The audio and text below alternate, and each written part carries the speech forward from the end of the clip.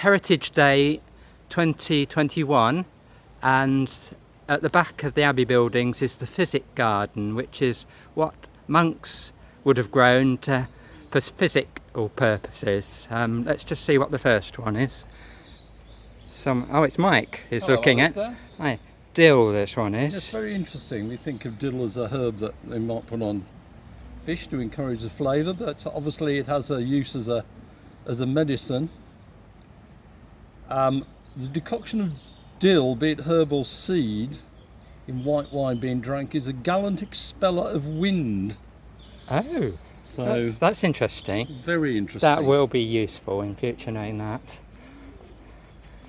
What are we on to next? Lovage. Lovage again, a sort of quite a popular, really old, I always think of it as being very old-fashioned type of herb. Yes.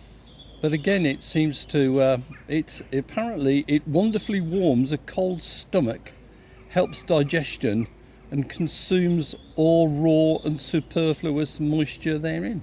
Oh, that will be very useful next time I've got a cold stomach. Yes, you suffer from a cold stomach. Chicory here. Chicory.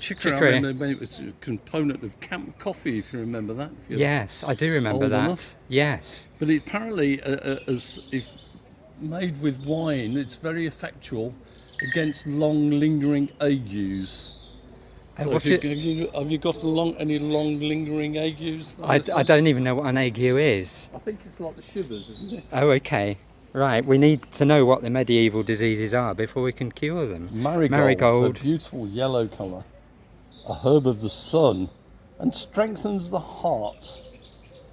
So less effectual against the smallpox and measles than saffron. Oh, I don't think we've got saffron here. No, we haven't. Well, so let's hope we don't. Once in Istanbul, and it's incredibly expensive. Fennel. Yes, very popular, very much an in vogue herb, isn't it?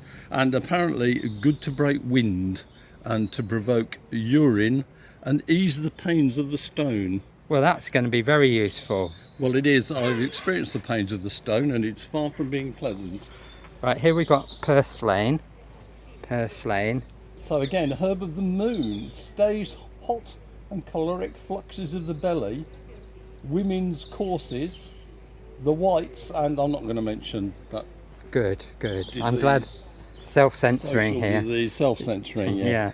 And here we've got a very nice display of mints, various sorts of mint. Well, you've got to be careful with mint. It's got hidden depths. You may put it on your lamb, but apparently it's how shall I say, it's sort of a medieval version of Viagra, apparently. So be careful when you're spooning the mint sauce onto your lamb. Okay, let's just take a bit of that then. Right. Yeah. Yum yum. Right.